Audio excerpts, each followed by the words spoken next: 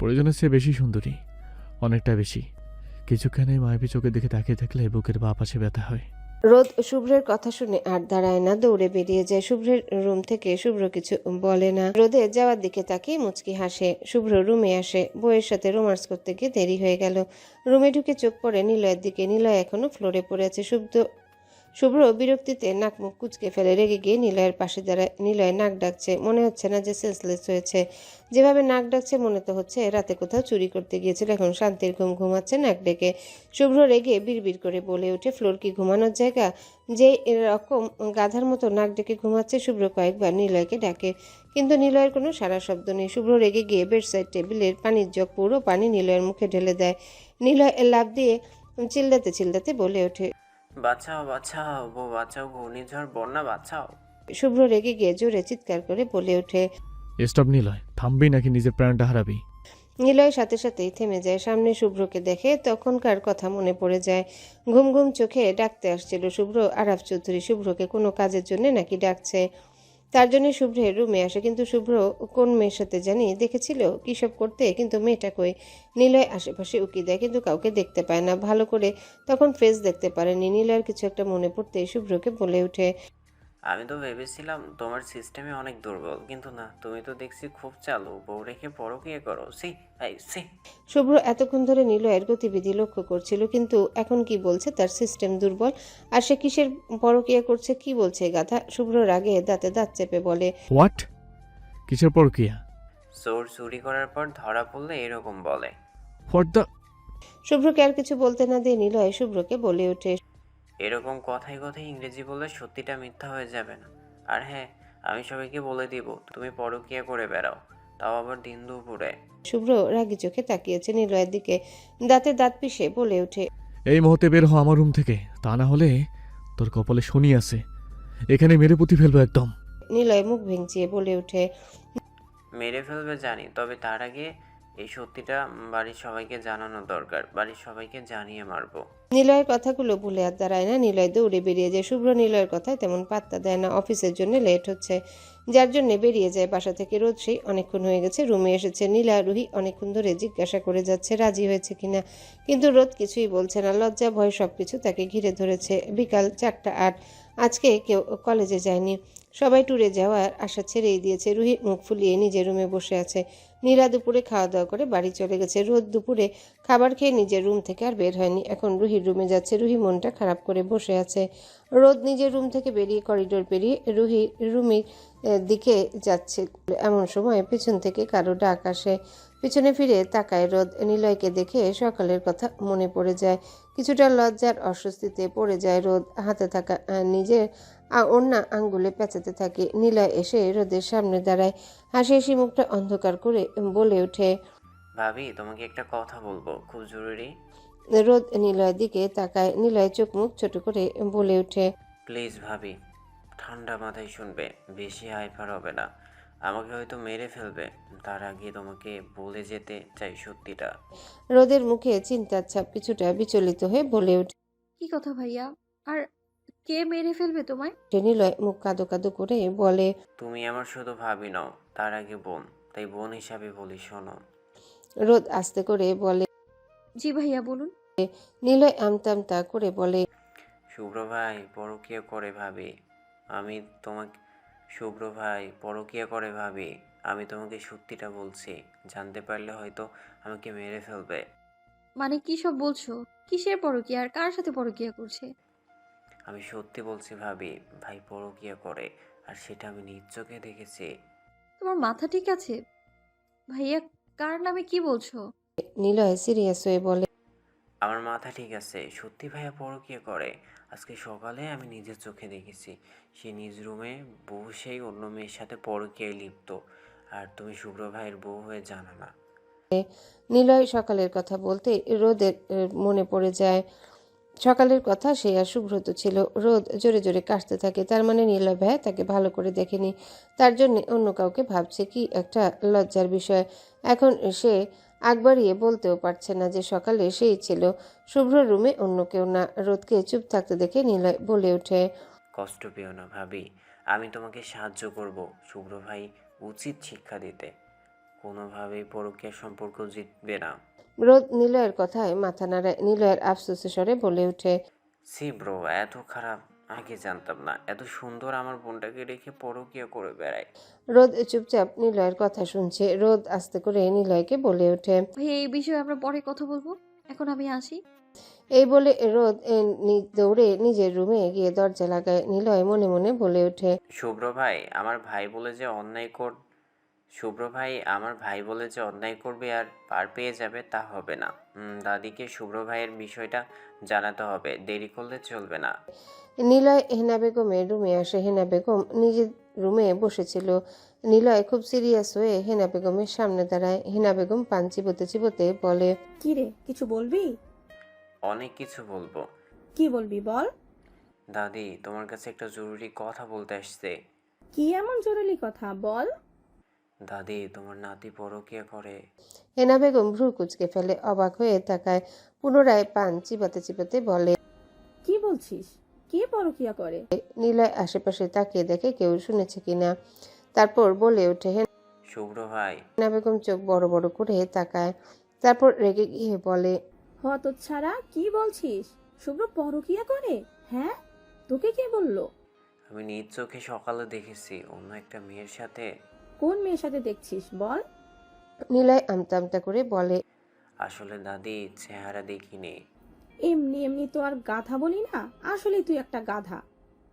নিলয় চোখ মুখ ছোট ছোট করে বলে ওঠে, আমি সত্যি বলছি দাদি, আমি রোদকেও বলেছিলাম। রোদ কান্না করতে করতে রুমে গিয়ে দরজা লাগিয়েছে। হেনা বেগম একটু চিন্তিত হয়ে বলে ওঠে, তোর কথা যদি মিথ্যে হয় তাহলে ঝাড়ু বাড়ি একটাও মাটিতে পড়বে না, তোর পিঠে পড়বে সোজা গিয়ে, মনে রাখিস। নিলয় একটু ভাব নিয়ে বলে, আমি কোনো মিথ্যা বলছি না। যে পরকীয়া করেছে তার জন্য ঝাড়ু রেডি রেখো, ওকে? আর এই পরকীয়ার বিচার আমি চাই, চাই চাই। আমার দাবি মানতেই হবে, মানতেই হবে। নিলয় কথাগুলো বলে রুম থেকে বেরিয়ে যায়। রাত 10টা। ক্লান্ত শরীর নিয়ে বাসায় ঢুকে শুভ্র সামনে তাকাতে অবাক হয়ে চোখ বড় বড় করে তাকিয়ে আছে। ঘড়ির কাঁটা বিকাল 5টার। ঘরে রুহি মন খারাপ করে ছাদে যায়। ছাদে গিয়ে অবাক হয়ে তাকিয়ে আছে। রোমান ছাদের একপাশে দাঁড়িয়ে আছে, হাতে গিটার নিয়ে গিটারে টুংটাং সুর তুলছে। ফর্সা গায়ে কালো টি শার্ট, অসম্ভব সুন্দর লাগছে। রোমান কেমনভাবে দেখে গলা শুকিয়ে আসছে রুহির। রুহি পরপর ঢোক গিলে ফ্যালফ্যাল চোখে তাকিয়ে থাকে রোমানের দিকে। রোমান এখনো খেয়াল করেনি রুহিকে। রুহি দুপা পিছিয়ে ছাদ থেকে দৌড়ে আসে নিচে। রোমান গিটার নিয়ে ব্যস্ত থাকে, রুহিকে খেয়াল করেনি। রুহি নিজের রুমে এসে দরজা লাগিয়ে জোরে জোরে শ্বাস নিতে থাকে, বুকে থুতু দেয়। একটুর জন্য হার্ট অ্যাটাক হয়নি তার। কিরকম ভয়ঙ্কর সুন্দর দেখাচ্ছে। রাত 8টা 5। রোদ রুহির রুমে বসে আছে। রুহি কেমন যেন অস্বাভাবিক আচরণ করছে। রোদ কিছুই বুঝতে পারছে না, ট্যুরের কথা যেন ভুলেই গেছে। এদিকে নীলা কয়েকবার ফোন দেওয়া হয়ে গেছে ট্যুরে যাবে করে। রোদ রুহিকে ট্যুরে যাওয়ার কথা বলতে আবার রুহি মন খারাপ করে ফেলে। রোমানের চিন্তা করতে করতে ট্যুরের কথা ভুলেই গেছিল। হঠাৎ নিলয় রুহির রুমের কাছে এসে দাঁড়ায়। রোদের দিকে তাকিয়ে রোদকে উদ্দেশ্য করে বলে, ভাবি চলো, তোমার সাথে গুরুত্বপূর্ণ কাজ আছে। রোদ নিলয়ের কথায় ভ্যাবাচ্যাকা খেয়ে যায়। মনে মনে বলে ওঠে, আবার কি গুরুত্বপূর্ণ কাজ করবে? রুহি নিলয়কে বলে ওঠে, কি গুরুত্বপূর্ণ কাজ ভাইয়া? তোকে বলা যাবে না। কেন বলা যাবে না? কারণ বোনের কাছে ভাই ভুল করলেও সেটা তুই কখনো বলবি না। আর যে কারণ বোনের কাছে ভাই ভুল করলেও সেটা তুই কখনো বলবি না যে তোর ভাই ভুল করেছে, তাই তোকে বলা যাবে না। কি ভুল করছে ভাইয়া? আর যদি সত্যি ভুল করে থাকি তো তার শাস্তি অবশ্যই পাবে। সত্যি বলছিস? সত্যি বলছি। এখন বলো ভাইয়া কি ভুল করছে? নিলয় একটু সিরিয়াস হয়ে বলে ওঠে, তোর প্রাণপ্রিয় ভাই পরকীয়া করে বেড়ায়, তার খবর কি রেখেছিস? রুহি অবাক হয়ে চোখ বড় বড় করে তাকায় নিলয়ের দিকে।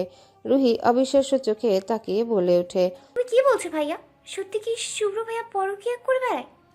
নিলয় মুখে সিরিয়াস ভাব নিয়ে বলে ওঠে, তোর প্রাণপ্রিয় ভাই পরকীয়া করে বেড়ায়, খবর কি রাখিস? কি বলছো ভাইয়া? শুভ্র ভাই এইরকম? আমার তো বিশ্বাসই হচ্ছে না। হ্যাঁ সত্যি বলছি, আমি নিজ চোখে অন্য মেয়ের সাথে দেখেছি। আমি সত্যি বলছি, ভাইয়া পরকীয়া করে। রোদের মতো সুন্দরী বউ রেখে পরকীয়া করে। সি সে তুই নিজে ভেবে দেখ। আমি আমি কি এমনি এমনি মিথ্যা বলবো তোকে?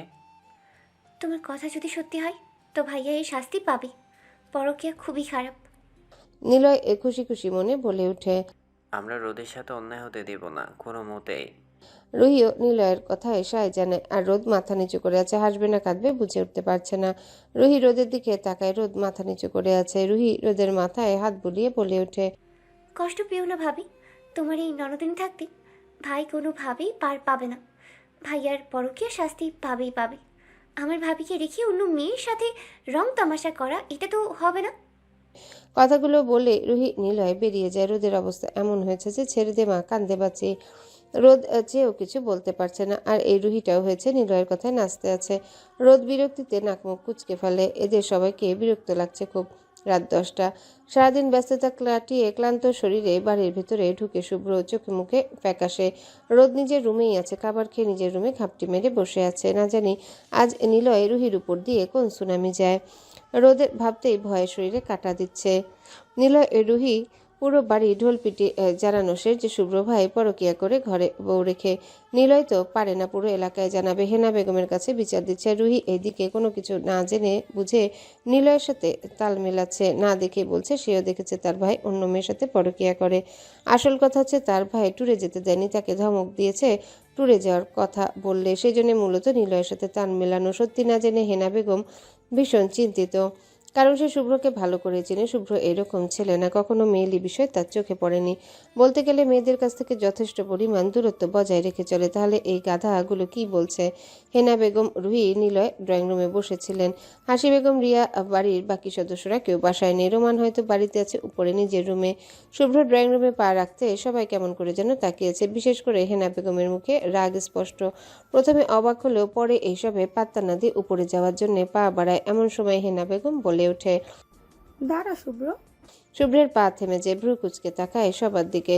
তাকে এইভাবে দেখছে কেন সবাই? সে কি এলিয়ান নাকি? শুভ্রের চোখে মুখে বিরক্তির ছাপ। শুভ্র গম্ভীর কণ্ঠে বলে ওঠে, দাদি আমি অনেক টায়ার্ড, তোমার সাথে পরে কথা বলি। শুভ্র আবার যেতে নিতেই হেনা বেগম চেঁচিয়ে বলে ওঠে, এখনই শুনতে হবে, এদিকে আয়। শুভ্রের এখন প্রচুর পরিমাণে বিরক্ত লাগছে। হেনা বেগমের কাছে এগিয়ে এসে দাঁড়ায়। হেনা বেগমের কাছে শুভ্র বলে ওঠে, কি বলবে বলো। কি করছিস তুই এগুলো? হ্যাঁ, শুভ্র বিরক্তিতে জোরে শ্বাস ফেলে হেনা বেগমের দিকে তাকিয়ে বলে ওঠে, কিছুই করিনি। আর তোমরা করতে দিলা কই? তার আগেই তো ভিলেন হয়ে এসে পড়লে। হেনা বেগম শুভ্রের এমন কথা থতমত খেয়ে যায়। আমতা আমতা করে বলে ওঠে, মানে কি সব বলছিস তুই? কিছু না, তুমি কি বলতে যাচ্ছ সেটা বলো, তা না হলে আমি রুমে যাই। হেনা বেগম রাগে ফুঁসে উঠে বলে, এত তাড়াহুড়ো করছিস কেন? রুমে যাওয়ার জন্যে? রুমে কি বউ রেখে আসছিস? বউ রেখে আসছি। আর কিছু? হেনা বেগম রাগে পান চিবাতে চিবাতে বলে ওঠে, অনেক কিছু বলার আছে। আমি কি শুনছি? নীলয় যা বলছে তা কি সত্যি?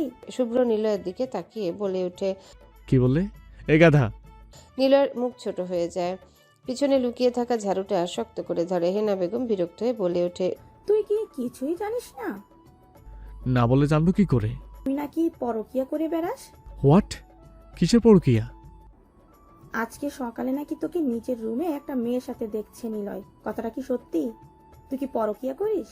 শুভ্র চলে যেতে যেতে বলে ওঠে। করি তো পরকিয়া, তবে সেটা হালাল পরকিয়া। হেনা বেগম শুভ্রকে ডেকে আবারও থামিয়ে দেয়। শুভ্র থামে, তবে পেছনে ফিরে তাকায় না। হেনা বেগম বলে ওঠে, পরকিয়া তো পরকিয়া, সেটা কি হালাল হারাম আছে? হ্যাঁ, কি বলছিস তুই? শুভ্র পিছনে ফিরে থাকা অবস্থায় বলে ওঠে, সে হালাল পরকিয়া করছিলাম নিজের বউর সাথে। আর শোনো দাদি, ওই গাধাটাকে বলে দাও আমাদের মাঝে ভিলেন না হতে, তা না হলে ওর কপালে দুঃখ আছে কিন্তু। কথাগুলো বলে আর দাঁড়ায় না, দ্রুত পায়ে নিজের রুমে চলে যায়। রোমানকে পাশ কাটিয়ে। রোমান এতক্ষণ সিঁড়িতে দাঁড়িয়ে সবকিছু শুনছিল। বিকেল থেকে সেও শুনছিল পরকিয়া পরকিয়া করছে, কিন্তু সে পরকিয়া করছে কিছুই জানতো না। কিন্তু কে পরকিয়া করছে কিছুই জানতো না। এখন সবটা জেনে নিলয় রুহির দিকে বড় বড় চোখ করে তাকিয়েছে। এদের সাহস আছে বলতে হবে। শুভ্রের মতো লোক পরকিয়া অপবাদ দেয়। হেনা বেগম রাগী চোখে তাকিয়েছে নিলয়ের দিকে। রুহি চোরের মতো পালিয়ে যেতে নিলে হেনা বেগম বলে ওঠে, ওইখানে দাঁড়া। কি বলছিলি? আমার সোনার টুকরো নাতিকে নিয়ে পরকিয়া করে সে? হ্যাঁ, পুরো বাড়ির ঢোল পিটিয়ে জানিয়েছিস না? এখন তোদের দুইটাকে ঝাড়ু পেটা করব। সেটা পুরো এলাকায় ঢোল পিটিয়ে জানাবো। দাঁড়া ওইখানে। নিলয় পেছনে লুকিয়ে রাখা চালু ফেরে দৌড় দেয়। হেনা বেগম ফ্লোর থেকে ঝাড়ু তুলে নিলয়ের দিকে মারে। ঝাড়ু গিয়ে নিলয়ের পিঠে পড়ে। নিলয় দৌড়ে নিজের রুমে পালায় আর মনে মনে বলে ওঠে, ঝাড়ুর বাড়ি কার খাওয়ার কথা? আর আমি ঝাড়ুর বাড়ি কার খাওয়ার কথা, আর খাচ্ছি কি না আমি, এই জন্যই কারোর উপকার করতে নেই। হেনা বেগম রুহির দিকে তাকায়। রুহি গিয়ে রোমানকে ধরে রোমানের পিছনে লুকায়। হেনা বেগম রেগে গিয়ে বলে ওঠে, তুইও তো নাচতেছিলি। ভাই পরকিয়া করে অন্য মেয়ের সাথে, গাধার মতো না জেনে শুনে বক বক করেছিলি। এখন বল তোদের কি করা উচিত? হেনা বেগম কথাগুলো বলে রান্নাঘরের দিকে চলে যায়। রুহি এর খেয়াল আসে এতক্ষণ সে কাকে ধরে আছে, তাড়াতাড়ি রোমানকে ছেড়ে চলে যেতে নেয়। রোমান রুহিকে বলে ওঠে, ঠিক একটা কী সব বলছিল, তোমার জন্য শুভ ভালো করে বউয়ের সাথে সময় কাটাতে পারে না। তাহলে কি তুমি কতটা বুদ্ধিমতী দেখতেই পাচ্ছি। রুহি চোখ মুখ ছোট ছোট করে বলে ওঠে। আমি মোটেও গাধি না, ওকে? রোমান মুচকি এসে বলে ওঠে। বুদ্ধিমতী একটা মেয়ে। রুহি মুখ ভেঙচিয়ে রোমানকে পাশ কাটিয়ে যেতে যেতে বলে ওঠে। আপনার এতও দেখতে হবে না, নিজের চোখ বন্ধ করে রাখেন। রুহি চলে যেতে যেতে মনে মনে, এইভাবেই নীলয় ভাইয়ের কথা শুনে সাথে সাথেই নাচা উচিত হয়নি। কি করতে গেলাম আর কি হয়ে গেল? এই রোদটাও কিছু বললই না। কত বড় বজ্জাত মাইয়া, ওর জন্য যুদ্ধে নামলাম আর ওই কিনা মুখে তালা মেরে বসেছিল। রাত 12টা। শুভ্র গোসল করে ফ্রেশ হয়ে রুম থেকে বেরিয়ে রোদের রুমের দিকে যায়। এদিকে রোদের টেনশনে ঘুম আসছে না, আবার রুম থেকেও বের হচ্ছে না। কি করবে বুঝতে পারছে না। রুমে পায়চারি করছিল রোদ। এমন সময় দরজা খুলে রুমে ঢুকে শুভ্র। দরজা খোলার শব্দ পেয়ে সামনে তাকায় রোদ। সামনে শুভ্রকে দেখে কিছু সেকেন্ডের জন্য নজর আটকে যায়। চুল দিয়ে এখন ফোঁটা ফোঁটা পানি পড়ছে। গায়ে কালো রঙের গেঞ্জি, ফর্সা গায়ে কালো রং ফুটে আছে, মারাত্মক সুন্দর লাগছে। শুভ্র রোদকে এমনভাবে তাকিয়ে থাকতে দেখে মুচকি হেসে কেসে ওঠে। রোদ থতমত খেয়ে যায়। শুভ্র ঠোঁট কামড়ে হেসে বলে, আমার দিকে এমনভাবে তাকাবেন না ম্যাডাম, আমার বউ আছে, আমি বিবাহিত, আমি আবার বীর পুরুষ, এইসব পরীক্ষার মধ্যে নেই। রোদ শুভ্রের এমন কথায় একদিক ওদিক তাকায়। শুভ্র রোদের দিকে এগিয়ে এসে বলে ওঠে, না মানে আপনি যদি চান তাহলে আপনার সাথে পরীক্ষা করতে পারি, আমার দিক দিয়ে কোনো সমস্যা নেই। রোদ নাক মুখ কুচকে তাকায় শুভ্রর দিকে। কেমন লোক রে বাবা, লজ্জা শরম কিচ্ছু নেই, কিরকম নিজের বউকে পরকীয়া প্রস্তাব দিচ্ছে। ছি। আপনি এইখানে? কেন, অন্য কাউকে আশা করছিলেন বুঝি? রোদ চুপ করে যায়। এই লোকের সাথে কথা বলাই বৃথা। শুভ্র হাসে মজার চলে বলে ওঠে, কি হলো ম্যাডাম, কিছু বলছেন না যে? কি বলবো? পরকীয়া করবেন, চলেন আমরা দুজন মিলে পরকীয়া করি, তবে সেটা হারাম হবে না, হালাল পরকীয়া হবে। রোদ শুভ্রর দিকে তাকিয়ে বলে ওঠে। এতই যখন পরকীয়া করার ইচ্ছে তো অন্য মেয়ের কাছে যান। শুভ্র রোদের দিকে এগিয়ে এসে ফিসফিস করে বলে ওঠে, ম্যাডাম, আপনাকে বললাম না যে আমি বীর পুরুষ, কোনো কাপুরুষ নই, যে বউ রেখে অন্য কারোর সাথে পরকীয়ায় লিপ্ত হব। তবে আপনার সাথে সব কিছুতে লিপ্ত হতে পারি যদি আপনি রাজি থাকেন। রোদ কিছু না বলে শুভ্রকে পাশ কাটিয়ে যেতে নেয়। শুভ্র হাত টেনে নিজের কাছে এনে দাঁড় করিয়ে বলে ওঠে, জামাই সারাদিন পর বাসায় এসেছে, তো জামাইয়ের খাতির যত্ন করবি, তা না করে পালাই পালাই করিস কেন? হ্যাঁ, ছাড়ো আমায় যেতে দিন। এখানে দাঁড়া, কথা আছে। রোদ চুপচাপ দাঁড়িয়ে থাকে। শুভ্র একটা ফোন বের করে রোদের হাতে দেয়। রোদ অবাক হয়ে তাকায় শুভ্রর দিকে। রোদ অবাকের রেশ কেটে বলে ওঠে, ফোন দিয়ে কি করব?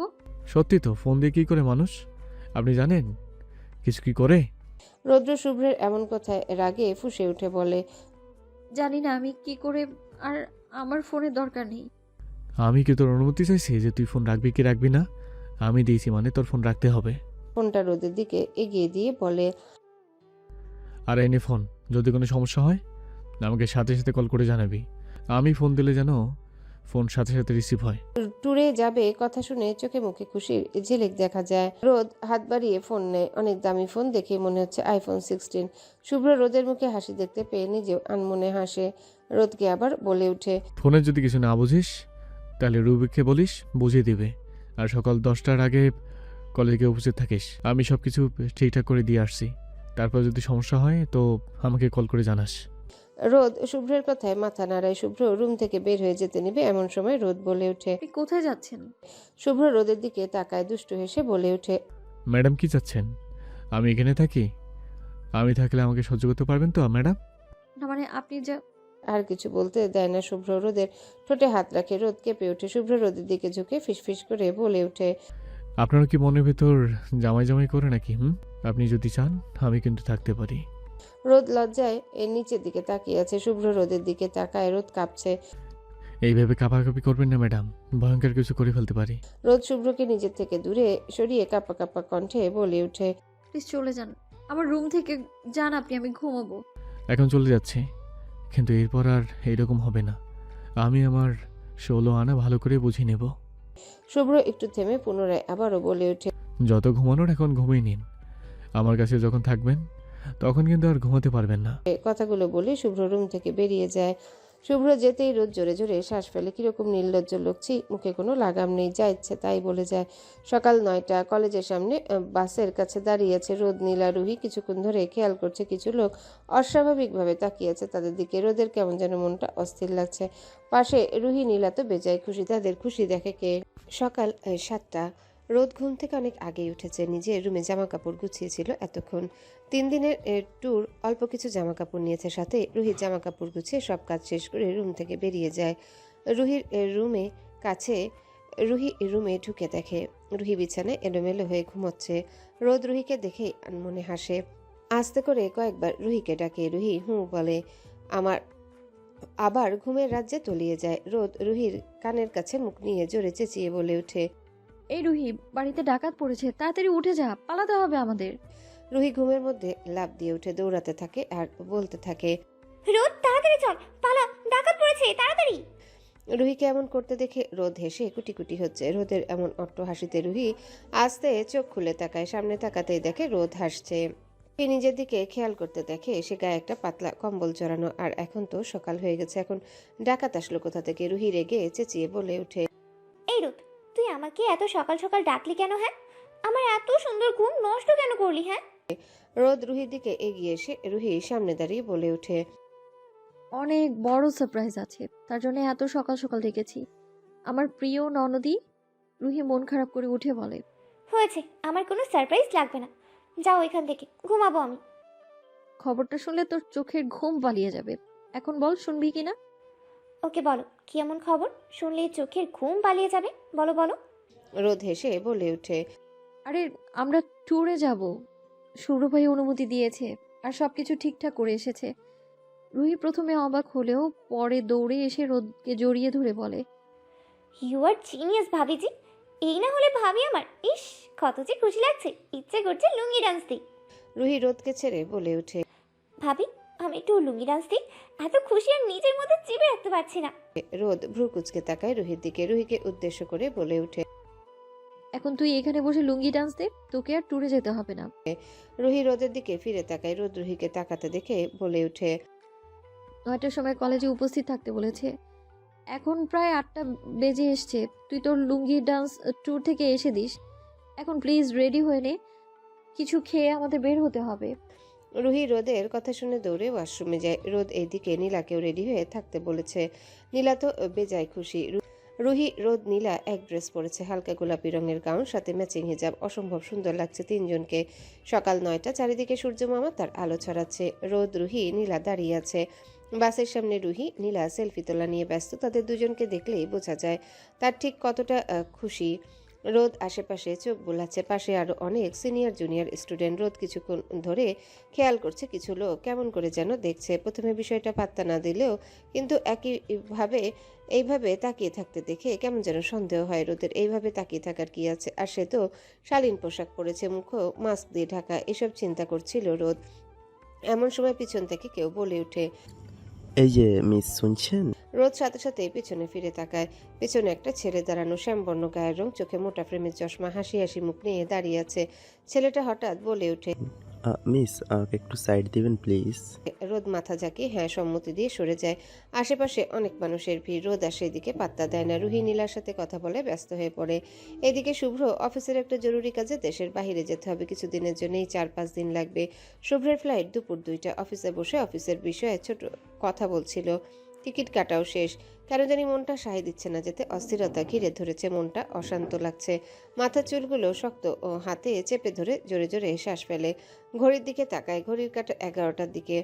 এখন হয়তো রোদের বাস ছেড়ে দিয়েছে। শুভ্র হাতে ফোন নিয়ে রোদকে কল দেয়। রোদ বাসে হেলান দিয়ে বসেছিল। পাশে নীলা বসা। ফোন ব্যাগের ভিতরে শব্দ হতে সাথে সাথে চেপে ধরে 2 হাত দিয়ে। রুহি, নীলা কেউ জানে না শুভ্র ফোন দিয়েছে রোদকে। জানলে হয়তো কত কথা বলতো, তাকে নিয়ে মজা উড়াতো। তাই রোদ বলেনি। কল বাজতে বাজতে কেটে যায়। রোদ তাড়াতাড়ি ফোন সাইলেন্ট করে। পুনরায় আবার ফোনে কল ভেসে ওঠে। ফোন শুভ্র নামটা জল করছে। রোদের অন্তরাত্মা কেঁপে ওঠে। মনে মনে বলে ওঠে, এই লোক কেন কল করছে এখন? আশেপাশে মানুষের কথা ভেসে আসছে।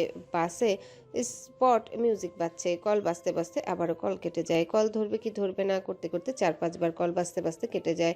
এদিকে শুভ্র রাগে দাঁতে দাঁত চেপে বলে ওঠে, বেয়াদব মেয়ে, কতবার বলেছি কল দিলে সাথে সাথে ধরতে, কিন্তু এই বেয়াদব মেয়ের কাজ হচ্ছে তেরামি করা। শুভ্র রেগে রুহির ফোনে কল দেয়। কল বাজতে রুহির সাথে সাথে কল রিসিভ করে। কল রিসিভ করতে শুভ্র গম্ভীর কণ্ঠে বলে ওঠে, রোদ কই রুহি? রুহি রোদের এক সিট সামনেই বসেছিল। রুহি পিছনে তাকিয়ে বলে ওঠে, ভাইয়া রোদ তো বসে আছে।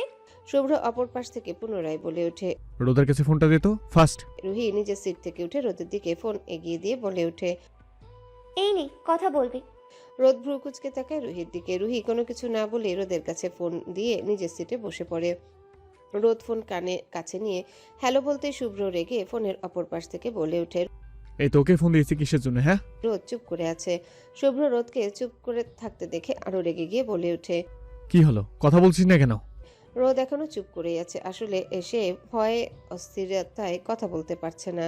শুভ্র ফোনের অপর পাশ থেকে জোরে জোরে শ্বাস ফেলে নিজেকে শান্ত করে। রোদ ফোনের অপর পাশ থেকে শুভ্রের নিঃশ্বাসের শব্দ পাচ্ছে। বাস চলছে তার আপন গতিতে। শুভ্র শান্ত হয়ে ফোনের অপর পাশ থেকে বলে ওঠে। বউ বউ। শুভ্রের এমন নেশালো কণ্ঠে বউ ডাক শুনে পুরো শরীর কাটা দিয়ে ওঠে। রোদ নিজেকে স্বাভাবিক করে শান্ত কণ্ঠে বলে ওঠে। জি ভাইয়া বলুন। শুভ্র দমিয়ে রাখা রাগ যেন দাও দাও করে আরো বেড়ে যায়। রাগে দাঁতে দাঁত চেপে বলে ওঠে। এই বেডি, আমি তোর ভাই না, বিয়ে করে একমাত্র ভাতার লাগি, বুঝেছিস? রোদ শুভ্রের এমন কথায় থতমত খেয়ে যায়। শুভ্র রেগে ফোন কেটে দেয়। এই মেয়ের সাথে কথা বললে আমার মেজাজ খারাপ করে দিবে। শুভ্র ফোন কেটে বিড়বিড় করে বলে ওঠে। বালের জীবন হে, বউ ছোঁয়ার আগে সেন্সলেস, কথা বলার আগে ভাইয়া ভাইয়া করে। এদিকে রোদ ফোনের দিকে তাকিয়ে আছে। বাস ঢাকা পেরিয়ে রাঙামাটির দিকে চলছে। রাঙামাটি পৌঁছাতে হয়তো 8-9 ঘন্টা লাগবে। রোদের এই প্রথম দূরে কোথাও ঘুরতে যাওয়া। অনেকটা সময় অতিবাহিত হয়ে যায়। দুপুর 1টা। বাস একটা হোটেলের সামনে থামে। সবাই দুপুরে খাওয়া দাওয়া করে আবারও বাস নিজ গন্তব্যে চলে। রুহি নীলা রোদকে যে ফোন দিয়েছে শুভ্র, সেই বিষয়টা যেন রোদকে বারবার লজ্জা দিচ্ছে। নীলা হেসে বলে ওঠে, তলে তলে টেম্পো চালাও মনু তোমরা, আর আমরা বললেই হরতাল। হ্যাঁ, রুহি নীলার কথায় সায় জানায়। রোদের কান দিয়ে গরম ধোঁয়া বেরোচ্ছে। রোদ জানালার পাশে বাইরের দিকে তাকায়, মনে মনে ভাবতে থাকে। আচ্ছা, চোখের সামনে যা দেখছে তা কি সব সময় সত্যি হয়? হয় না তো সত্যি। ওরা সবাই মনে করছে শুভ্র ভাইয়ার সাথে আমার সবকিছু ঠিক হয়ে গেছে। আচ্ছা, আসলেই কি সব ঠিক হয়েছে? না, কিছুই ঠিক হয়নি। মন বলছে শুভ্রের করার প্রতিটা আঘাত মাফ করে কাছে টেনে নিতে। আর মস্তিষ্ক বলছে না, রোজ যে মানুষটা তোকে এত আঘাত দিয়েছে তাকে এত সহজে মাফ করে দিস না। ভুলে যাস না 7 বছর প্রতিটা অভিশপ্ত রাতের কথা। এমন হাজারো চিন্তা করেছিল রোদ বাহিরের দিকে তাকিয়ে। রুহি নীলা নিজেদের মধ্যে কথা বলছে। এমন সময় ফোনে টুং করে শব্দ ভেসে আসে। রোদ ফোনের দিকে তাকায়। ফোনের স্ক্রিনে শুভ্রের নাম্বার থেকে মেসেজ ওপেন করতে জল জল করে ওঠে শুভ্রের লেখা মেসেজ। অশান্ত মনটা শান্ত করতে পারছি না বউ। আমার প্রচুর ভিটামিনের অভাব হচ্ছে বউ। শরীর দুর্বল হয়ে যাচ্ছে বারবার। মনটা শুধু বউ বউ করছে। এ কেমন যন্ত্রণা, আর সহ্য হচ্ছে না। ভয়ঙ্কর কিছু করতে ইচ্ছে করছে পাখি, খুব করে ইচ্ছে করছে একটু শুয়ে দিতে তোমাকে। শুভ্রর এমন মেসেজ রোদের সর্ব অঙ্গে শিহরণ বয়ে যায়। ফোনটা অফ করে তাড়াতাড়ি ব্যাগের ভিতর ভরে নেয়। এদিকে শুভ্র এয়ারপোর্টে কোনোভাবেই তার যেতে ইচ্ছা করছে না। ভীষণ অস্থির লাগছে। বড্ড মনে পড়ছে তার ছোট্ট ফুলটাকে। শুভ্র মনে মনে সিদ্ধান্ত নেয় বিদেশে থেকে নিজের কাজ শেষ করে ফিরে রোদকে নিজের করে নিবে। রোদকে নিজের আদর ভালোবাসা দিয়ে সবকিছু ভুলিয়ে দিবে। সে আর তার বউ ছাড়া থাকতে পারবে না। তারপর যদি রোদ না মানে তো জোর করে হলেও নিজের কাছে রাখবে। এত বছরে জমিয়ে রাখা আদর ভালোবাসা সব দিবে। বউ সহ্য করতে না পারলে দরকার হলে হারবাল খাওয়াবে। তারপর তার বউ চাই। এইসব চিন্তা করেছিল শুভ্র। জরুরি কাজ না হলেও কখনোই যেত না, কিন্তু এখন যেতেই হচ্ছে। এর জন্য প্রচুর বিরক্ত শুভ্র। রাত 8টা। কিছুক্ষণ আগে সবাই রাঙামাটি পৌঁছায়। সবাই রিসোর্টে উঠেছে। সবাই খুব ক্লান্ত, রেস্ট নিচ্ছে নিজ নিজ রুমে। রোদ রুহি নীলা এক রুমে আছে। রাত 10টা বাজতে সফাটা আকাশে। রাতের ডিনারের জন্য আপাতত এখন সবাই খাবার খেয়ে রেস্ট নিবে। কালকে সকালে ঘোরাঘুরি। সবাই রাতে খাবার খেয়ে নিজ নিজ রুমে গিয়ে ঘুমিয়ে পড়ে। রোদ সারাদিনে ক্লান্ত থাকে, তাড়াতাড়ি ঘুমিয়ে যায়। সকাল 7টা। রোদ এখনো ঘুমাচ্ছে। রুহি নীলা কিছুক্ষণ আগে উঠেছে। রোদকে ডাকছে। রোদ গভীর ঘুমে। নীলা রোদকে ধাক্কা দিতেই রোদ চোখ খুলে পিটপিট করে তাকায়। সামনে রুহি নীলাকে রাগান্বিত হয়ে তাকিয়ে থাকতে দেখে তাড়াতাড়ি উঠে বসে। নীলা রেগে গিয়ে বলে ওঠে, কিরে রাতে আর কত ঘুমাবি? কতক্ষণ ধরে ডেকেই যাচ্ছি, মহারানীর কোনো হুঁশ নেই। মনে হচ্ছে জামাই নিয়ে স্বপ্ন দেখছে। রুহি নীলাকে থামিয়ে দিয়ে বলে ওঠে, রোদের তো জামাই আছে, আমাদের তো একটা বয়ফ্রেন্ডও নেই। যে তাদের নিয়ে স্বপ্ন দেখবো সারা রাত। যাই হোক, বাদ দে। ভাবিজি, তাড়াতাড়ি রেডি হয়ে আসো, ডাকছে সবাইকে। রোদ তাড়াতাড়ি উঠে ফ্রেশ হয়ে কালো রঙের গাউন পরে সাথে কালো হিজাব নিকাব পরে সুন্দর মতো পরিপাটি হয়ে বেরিয়ে আসে। রুহি নীলা বলে ওঠে, মাশাল্লাহ খুব সুন্দর লাগছে। তারপর তিনজন মিলে বাহিরে চলে যায়। কলেজ বিপি সাথে সিনিয়র ভাই সিনিয়র আপু অনেকেই আছে, সাথে স্যার ম্যাম। সবাই বের হতে রোদের দিকে কেমন করে যেন তাকিয়ে আছে। রোদ নিজের পোশাকের দিকে তাকায়, সে তো ঠিকঠাক আছে, তাহলে এভাবে দেখার কি আছে। এইসবে পাত্তা না দিয়ে রিসোর্টের পাশে হোটেলে সবাই সকালে নাস্তা করে নেয়। সবার উদ্দেশ্য এখন পাহাড় দেখতে যাওয়া। শিক্ষক ছাত্রছাত্রী সবাই একসাথে। রুহি নীলা রোদ একসাথে হাঁটছে। চারিদিকে কি সুন্দর মনোরম দৃশ্য, অসম্ভব সুন্দর, যা মুখের ভাষায় প্রকাশ করলে কম হবে। সারাদিন ঘুরতে ঘুরতে অনেকটা সময় অতিবাহিত হয়। সকাল পেরিয়ে দুপুর হতে চলল। সূর্য তখন পাহাড়ের পিঠ ছুঁয়ে নামছে।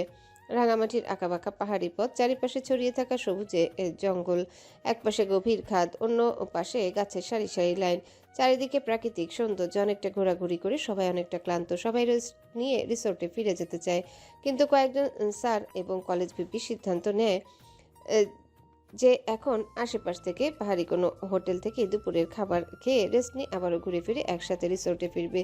তা না হলে এখন গিয়ে এখানে আসতে আসতে সন্ধ্যা হয়ে যাবে। তাই এই সিদ্ধান্ত সেই সিদ্ধান্ত সহমত পোষণ করে।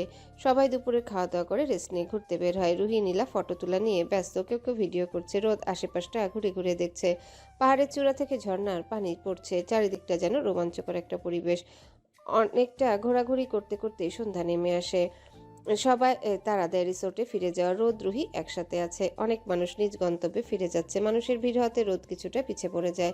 চারিদিকে অন্ধকার নেমে এসেছে, গা ছমছম করা পরিবেশ। রুহি নীলাকে দৌড়ে গিয়ে ধরতে গিয়ে কিছু একটা পা বেজে পড়ে যায়। সাথে সাথে পাশে থাকা শক্ত কিছুতে আঘাত পায়।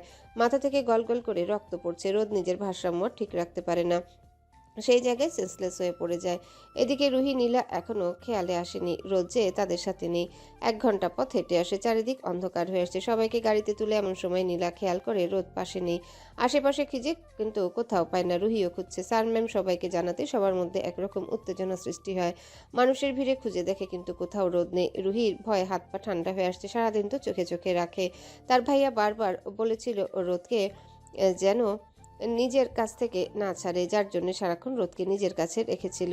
কিন্তু রোদ কোথায়? রুহি ভয়ে কেঁদে চলেছে। নীলা শান্তও করতে পারছে না। রুহি নীলা আবারও সেই পাহাড়ি জঙ্গলের দিকে যেতে নেয়, কিন্তু স্যার ম্যাডাম সবাই নিষেধ করে, কারণ রাতের বেলা এই জায়গা নিরাপদ নয়। রুহি নীলা কোনোভাবেই রোদকে ছাড়া যেতে চায় না। একরকম জোর করে গাড়িতে করে রিসোর্টে নিয়ে আসে। সবাই অনেকটাই চিন্তিত। হঠাৎ মেয়েটা উধাও কি করে? রুহি শুভ্রকে অনেকবার কল করে, কিন্তু শুভ্রের ফোন বন্ধ বলছে। শুভ্র বলেছিল সে কয়েকদিনের জন্য দেশের বাইরে যাবে, ফিরতে 3 থেকে 4 দিন সময় লাগবে। রুহি এটা ভেবে অন্তরাত্মা কেঁপে উঠছে। সবাই এখন রিসোর্টে। রুহি নীলা কান্না করেই যাচ্ছে। রোদ নতুন ফোনে নাম্বার নেই যে কল করবে, বাড়িতে কাউকে জানায়নি। হেনা বেগম হার্টের রোগী, যদি জানেন তাহলে অসুস্থ হয়ে পড়বে। স্যার ম্যাম কেউ রাতে এমন ভয়ানক জায়গা এত রিস্ক নিয়ে যেতে চায় না। দিনের বেলা যতটা সুন্দর, রাতের বেলা ততটাই ভয়ানক। তাই সবাই সকাল অবধি অপেক্ষা করছে। সকাল হলে সবাই খুঁজতে বেরোবে। শুভ্র দীর্ঘ 6 ঘন্টা জার্নি করে বিদেশের মাটিতে এখন নিজ রুমে রেস্ট নিচ্ছে। মনটা খুব অশান্ত লাগছে, কোনো কিছুতে মন বসাতে পারছে না। নিজের বন্ধ করে রাখা ফোন অন করতে রুহির অনেকগুলো কল দেখতে পায়। চিন্তিত হয়ে সাথে সাথে কল ব্যাক করে, কিন্তু বন্ধ বলছে। রোদের নাম্বারে কল দিতেই বন্ধ বলছে। শুভ্রের কপালে চিন্তার ভাঁজ। রুহি নীলা সারা রাত একটুর জন্য ঘুমায়নি। কি করবে কিছু বুঝতে পারছে না। এদিকে যে ফোনের চার্জ শেষ হয়ে ফোন বন্ধ হয়ে আছে খেয়াল নেই রুহি নীলা কারো। সকাল হতে রিসোর্ট থেকে বের হয় রুহি নীলার সাথে কয়েকজন বড় ভাই ও স্যার ম্যাম। রুহি ভয়ে সিটি আছে, হাত পা কাঁপছে, বারবার দোয়া করছে রোদের যেন কিছু না হয়। এদিকে শুভ্র দেশে নেই, কি থেকে কি করবে বুঝে উঠতে পারছে না। বাড়ির কাউকে ভয়ে জানাতে পারছে না। রুহি নীলা সবাই মিলে রোদকে পাগলের মতো খুঁজে যাচ্ছে, কিন্তু কোথাও রোদের ছিটে ফোটা নেই। হঠাৎ নীলার চোখ যায় পাথরে লেগে থাকা রক্তের উপর। সাথে সাথে চিৎকার দিয়ে ওঠে। পাশে রোদের পড়ে থাকা জুতো, নিচে অনেক বড় খাদ। ভয়ে সবাই কেঁপে ওঠে, হু হু করে কেঁদে ওঠে রুহি। সবাই এটাই ভাবছে হয়তো পাথরের সাথে মাথায় আঘাত পেয়ে এই খাদে পড়ে গেছে। কলেজ শিক্ষক পুলিশকে খবর দেয়। রুহি সেন্সলেস হয়ে মাটিতে পড়ে যায়। সবার ধারণা এটাই, পাহাড়ের এত বড় খাদ থেকে পড়লে বেঁচে থাকা সম্ভব না। দুপুর 2টার কাছাকাছি শুভ্র রুহিকে ফোন করেই যাচ্ছে, কিন্তু ফোন বারবার বন্ধ বলছে। রুহির অবস্থা খুবই খারাপ। নীলা রুহির ব্যাগ থেকে ফোন হাতে নিয়ে ফোন অফ, সাথে সাথে ফোন অন করে। ফোনের স্ক্রিনে তাকাতে ভাইয়া নামটা ভেসে ওঠে। নীলা সাথে সাথে ফোন রিসিভ করে কানের কাছে ধরে। ওপাশ থেকে শুভ্র ব্যস্ত কণ্ঠে বলে ওঠে, রুহি ঠিক আছিস তোরা?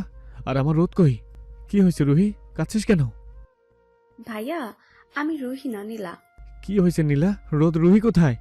ঠিক আছে তো রোদ রুহি? নীলা কাঁদতে কাঁদতে বলে ওঠে, ভাইয়া, কোনো কিছু ঠিক নেই। রোদকে খুঁজে পাচ্ছি না।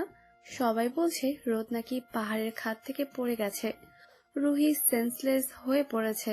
ভাইয়া, আপনি কিছু কথাগুলো শেষ করার আগেই ফোন কেটে যাওয়ার শব্দ আসে। শুভ্রের হাত পা থরথর করে কাঁপছে। মাথা ঘুরে পড়ে যেতে নিবে তখনই পাশ থেকে চেয়ারে হাত রেখে নিজেকে ব্যালেন্স করে। বুকের ভেতর মোচড় দিয়ে উঠছে। বারবার একটা কথায় কানে বাজছে, রোদ খাত থেকে পড়ে গেছে। শুভ্রর সাথে সাথে রুহির নাম্বারে কল দেয়, কিন্তু ফোন বন্ধ বলছে। শুভ্রের ভয়টা যেন আরো 4 গুণ বাড়িয়ে দেয়। কপাল বেয়ে ঘাম ঝরছে। শুভ্রর চেহারা রক্তিম, চোখ দুটো অসম্ভব লাল। কি করবে বুঝে উঠতে পারছে না। হতভম্ব হয়ে দাঁড়িয়ে আছে। কিছুক্ষণ পর নিজের হুঁশে আসতেই পাশে টেবিলে রাখা ফোন হাতে নিয়ে ফোন দেয় পার্সোনাল অ্যাসিস্ট্যান্ট রবিনকে। রবিন সাথে সাথে ফোন তুলে। শুভ্র রবিনকে কিছু বলতে না দিয়েই বলে ওঠে, 8 ঘন্টার মধ্যে বাংলাদেশে ফেরা টিকিট কাটবি রবিন।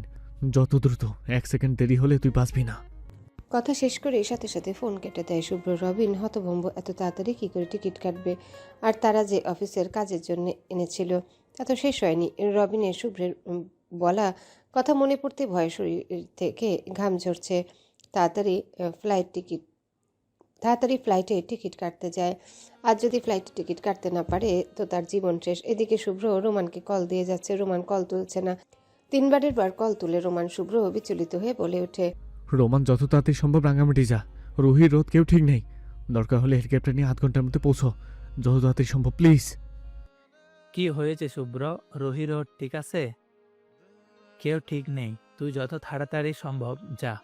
আর যত লোক লাগে সব পাঠা রাঙ্গামাটি প্লিজ। রোদের যেন কিছু না হয়। রোমান তাড়াতাড়ি বের হয়ে যায়। চৌধুরী বাড়ি থেকে ভয়ে তারও হাত পা কাঁপছে। রুহি নাম্বারে কল দিচ্ছে, কিন্তু বারবার বন্ধ বলছে। ভয়টা যেন আরো বেড়ে যায়। রোমান কলেজ ট্যুরের স্যারদের ফোন দেয়, তারা কেউ কল ধরছে না। রোমান নিলয় বেরিয়ে যায় রাঙামাটির উদ্দেশ্যে। এদিকে হেনা বেগম ভীষণ চিন্তিত। রোদ রুহি কাউকে কল দিয়ে পাচ্ছে না। সন্ধ্যার কাছাকাছি হন্যে হয়ে খুঁজছে সবাই। রোমান নিলয় এখন তারা রাঙামাটি আছে। সারাদিন ধরে খুঁজেও রোদের কোনো খোঁজ পায়নি। যেখানে রক্ত লেগে আছে আর তারপরে বিশাল গভীর খাদ, পাথরে লেগে থাকা রক্ত, সাথে কিছু দূরে রোদের জুতা। তা দেখে পুলিশ আর্মিরা শনাক্ত করেছে রোদ এই গভীর খাদ থেকে নিচে পড়ে গেছে। আর এত গভীর খাদ থেকে নিচে পড়লে কোনো মানুষের বেঁচে থাকা সম্ভব না। নিচে ভয়ানক জঙ্গল। রুহি নীলাকে জড়িয়ে ধরে কেঁদে যাচ্ছে। চারিপাশে হাজার হাজার লোকের সমাগম। পাগলের মতো সবাই খুঁজে যাচ্ছে এখনো। শুভ্র এখনো বাংলাদেশে আসেনি। রোমান নিলয়ের ভয়ে ঘাম ছুটে যাচ্ছে। সবকিছুই প্রমাণ এটাই বলছে। রোদ পাহাড়ি গভীর খাদে পড়ে গেছে, আর গভীর খাদে নিচে জঙ্গলে ঘেরা। আর সেখানে যদি পড়ে বেঁচেও থাকে তো বনের জন্তু জানোয়ার খেয়ে ফেলবে। আর এত গভীর খাদ থেকে পড়লে কারো বেঁচে থাকা সম্ভব না। হেনা বেগম পরে নিউজে সবটা জানে। সে পাগলের মতো ছুটে আসছে রাঙামাটি। প্রতিটা টিভি চ্যানেলে দেখানো হচ্ছে কলেজ ট্যুরে গিয়ে একজন শিক্ষার্থী নিহত হয়েছে। এখনও তার কোনো লাশের হদিস পায়নি। তবে পুলিশ আর্মিরা বলছে যে খাদ থেকে পড়েছে, সেখান থেকে কোনোভাবেই বেঁচে থাকা সম্ভব না। রাত 8টা, পাহাড়ি এলাকায় চারিদিকে মানুষের আনাগোনা। হেনা বেগম, রুহি, নীলা এক জায়গায় বসে আছে। হেনা বেগমের শরীরের অবস্থা খুবই খারাপ। রোমান নিলয় এখনও খুঁজে যাচ্ছে। পুলিশ, আর্মি, সাথে পাহাড়ি লোকজন। শুভ্রের রাখা সব লোক পুরো জঙ্গল তন্ন তন্ন করে খুঁজছে, কিন্তু কোথাও কোনো হদিস পাচ্ছে না। কলেজ স্যার ম্যাম, শিক্ষার্থীরা সবাই অবাক। একটা মেয়েকে খুঁজতে এত এত মানুষ, সবকিছুই যেন অবিশ্বাস্য। হঠাৎ সবার নজর যায় আকাশের উপরে। শব্দ হচ্ছে, আকাশে হেলিকপ্টার ঘুরছে, হয়তো এখানেই নামবে। সবাই আগ্রহ নিয়ে তাকিয়ে আছে সেদিকে। হেলিকপ্টার নিচে নামতে হন্তদন্ত হয়ে নেমে আসে শুভ্র চৌধুরীকে সবাই এখানে দেখে অবাক। শুভ্র ঢাকা এয়ারপোর্টে নেমেই হেলিকপ্টার করে রাঙামাটি আসে। শুভ্র দৌড়ে আসে রুহি নীলার কাছে। ভয়ে হাত পা এখনো কাঁপছে। চারিপাশে মানুষের আনাগোনা। শুভ্র রুহি নীলার কাছে এসে জিজ্ঞাসা করে, রুহি, রোদ কোথায়? রুহি শুভ্রকে দেখে ডুকরে কেঁদে ওঠে। ফুপাতে ফুপাতে হাত দিয়ে ইশারা করে পাহাড়ের নিচে গভীর খাদে। শুভ্র রুহির দেখানো পাহাড়ের গভীর খাদে নজর যায়। শুভ্র মাটিতে বসে পড়ে। হাত পা আরও বেশি কাঁপতে থাকে। জোরে জোরে শ্বাস ফেলে। রোমান নিলয় ছুটে আসে শুভ্রের কাছে। শুভ্রের কাছে এসে শুভ্রকে মাটি থেকে তুলে পাশ থেকে একজন পুলিশ অফিসার বলে ওঠে, স্যার, আমরা জঙ্গলে প্রতিটা জায়গায় তন্ন তন্ন করে খুঁজেছি, কোনো খোঁজ পাইনি। আর আমরা যে প্রমাণ পেয়েছি তাতে মনে হচ্ছে উনি খাদে পড়ে গেছে। আর এত গভীর ঘাত থেকে পড়ে মনে হচ্ছে না যে বেঁচে আছে। উনি হয়তো মারা। আর কিছু বলতে পারে না, সাথে সাথেই গর্জে উঠে গলা চেপে ধরে শুভ্র পুলিশ অফিসারের। পুলিশ অফিসার ভয়ে থরথর করে কাঁপছে। শুভ্রর আগে গর্জে বলে উঠে, সকাল হওয়ার আগে আমি আমার বউকে চোখের সামনে দেখতে চাই। কি করে আনবি, কিভাবে আনবি জানি না, কিন্তু সকাল হওয়ার আগে দেখতে পাই যেন, তা না হলে এখান থেকে একটাও জীবিত ফিরতে পারবি না। রোহান নিলয় শুভ্রকে একরকম জোর করে এই ছাড়ায়। শুভ্র রবিন বলে চিৎকার করে বলে ওঠে। রবিন সাথে সাথে শুভ্রর কাছে যায়। শুভ্র রবিনকে উদ্দেশ্য করে বলে ওঠে, হ্যালো বন্ধুরা, পরবর্তী পার্ট খুব তাড়াতাড়ি আসবে, তো সবাই অপেক্ষায় থাকো। আর চ্যানেলটি যারা এখনো সাবস্ক্রাইব করোনি তারা পরবর্তী পার্ট দেখার জন্য চ্যানেলটি সাবস্ক্রাইব করে রেখো। ধন্যবাদ সবাইকে, আমাদের সাথেই থেকো।